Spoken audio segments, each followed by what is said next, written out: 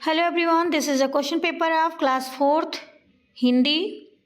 पहले अपठित गद्यांश है 5 मार्क्स का। गोपाल कृष्ण गोखले बचपन से ही सत्यवादी थे। एक बार उनके शिक्षक ने एक प्रश्न हल करने के लिए दिया। दूसरे दिन जब गृह कार्य देखा गया तो सभी के उत्तर गलत थे। केवल गोपाल ने ही प्रश्न का सही उत्तर लिखा था। शिक्षक ने गोपाल की सबके सामने प्रशंसा की। गोपाल ने रूंधे हुए गले से कहा, गुरुजी, मैं इस प्रशंसा का अधिकारी नहीं हूँ। प्रश्न तो मेरे बड़े भाई ने हल किया है, इसलिए शाबाशी मुझे नहीं मिलनी चाहिए। शिक्षक प्रसन्न होकर बोले, इसमें रोने की बात नहीं है, तुमने सच बोला है, इसलिए यह पुस्तक मैं तुम्हें पुरस्कार के रूप में देता हूँ। यह तुम्हें सदा सत्य बोलने के लिए प्रेरित करती रहेगी। ये पैराग्राफ क्या है? गोपाल कृष्ण गोखले के बारे में है और उनके सत्यवादिता के लिए, कि जैसे कैसे उन्होंने सत्य बोला। फिर गोपाल कृष्ण गोखले में क्या गुण थे? वह सत्यवादी थे, झूठ बोलते थे, सभी से झगड़ते थे, बातूनी थे? नहीं, तो वो सत्यवादी थे। नेक्स्ट है, गोपाल का गृह कार्य देखकर शिक्षक ने क्या कहा? सबके सामने प्रशंसा की। क्या हो जाएगा? सबके सामने प्रशंसा की। नेक्स्ट है, शिक्षक ने गोपाल को पुरस्कार में क्या दिया? क्या दिया? पुस्तक दी। गुरुजी, मैं इस प्रशंसा का अधिकारी नहीं हूँ। प्रश्न तो मेरे बड़े भाई ने हल किया है, इसके लिए शाबाशी मुझे नहीं मिलनी चाहिए। यह पंक्तियाँ किसने कही? तो ये किसने कही थी? गोपाल ने नहीं कही थी, गोपाल ने कही थी, गोपाल के भाई ने नहीं। नीचे दिए गए विकल्पों में से गद्यांश के लिए उपर्युक्त शीर्षक चुनिए। सबसे उपयुक्त शीर्षक क्या हो जाएगा इसमें से? सदा सच बोलो, ये वाला शीर्षक सही हो जाएगा इसके लिए। अब चलते हैं व्याकरण पे। पुराना चश्मा में पुराना शब्द क्या है? तो पुराना है, चश्मा के बारे में बात हुई है, इसलिए पुराना क्या हो जाएगा? विशेषण हो जाएगा। नेक्स्ट है, दिए गए शब्द का लिंग बदलो। माली है, मालिन का क्या, माली का क्या हो जाएगा? मालिन। नेक्स्ट पे चलते हैं। पत्र शब्द का अर्थ यदि चिट्ठी है तो इसका दूसरा अर्थ क्या होगा? अगर पत्र को एक शब्द उसके लिए चिट्ठी का यूज होता है तो दूसरा क्या हो जाएगा? पत्ता भी होता है। अब आपको वर्तनी शुद्ध करके लिखनी है। वर्तनी कैसे? ये मुश्किल लिखा हुआ है, जबकि मुश्किल कैसे लिखते हैं? ऐसे लिखते हैं, जैसे ये रहे मुश और फिर ला, ऐसे आ जाएगा, इस तरीके से लिखा जाएगा। इसमें से कौन सा सही हो जाएगा? ये वाली सही हो जाएगी। नेक्स्ट है, राजसभा। सब इस वर्णों को सही क्रम में लिखकर शब्द बनाओ। तो इसमें कौन सा सही हो जाएगा?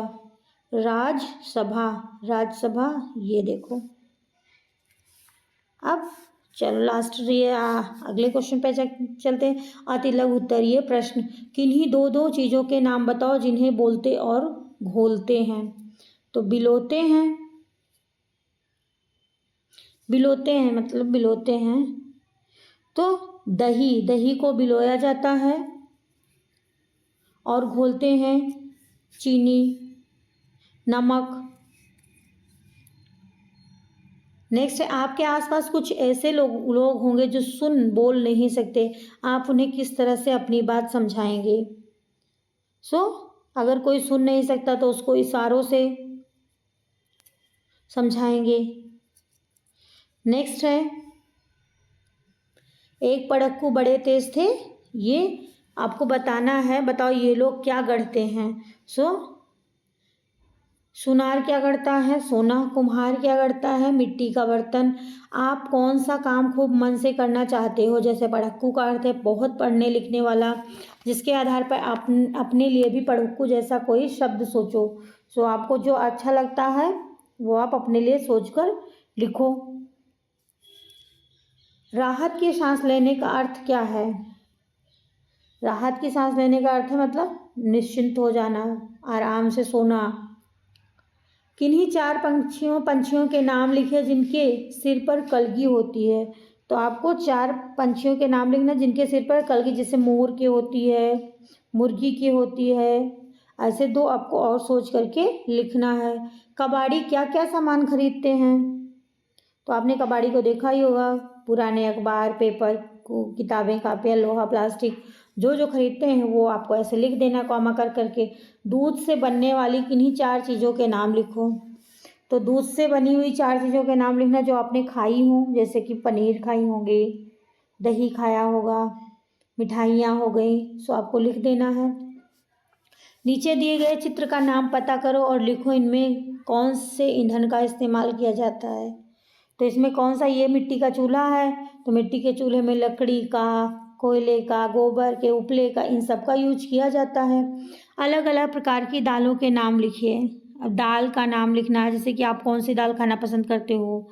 मूंग हो गई, उड़द, मसूर, मूंग और अरहर। सो जो आप खाते हो, अच्छा लगता हो या जो आपने खाई हो या देखा हो, लिख दो। फिर सुलेमान को गर्मी लगी तो उसने हुदहुद से छाया करने को कहा।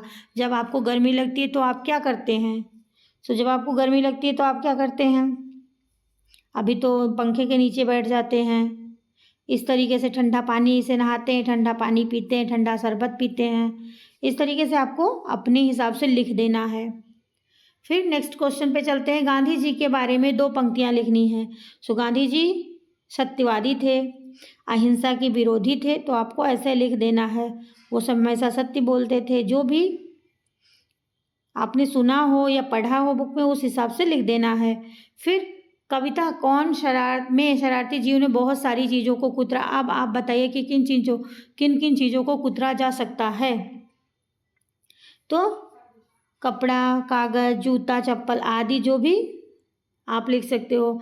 पाठ थप रोटी थप दाल में सरला ने कहा मैं दही का मट्ठा चला दूंगी। दही का मट्ठा चलाने का क्या मतलब है? दही से लस्सी या छाछ बनाना, मतलब दही को बिलोना। नेक्स्ट है, लोग मेरे साथ ऐसा व्यवहार करते हैं जैसे कि मैं कोई अजीबोगरीब लड़की हूँ। इस पर अमित ने कहा शायद तुम्हारी पहिया कुर्सी के कारण ही वह ऐसा व्यवहार करते। इन पंक्तियों को ध्यानपूर्वक पढ़िए और बताइए सुनीता पहिया कुर्सी पर क्यों बैठती थी। क्योंकि ऐसा क्यों कहा उसने? क्योंकि सुनीता पैरों से नहीं चल सकती थी। और इस तरीके से आपको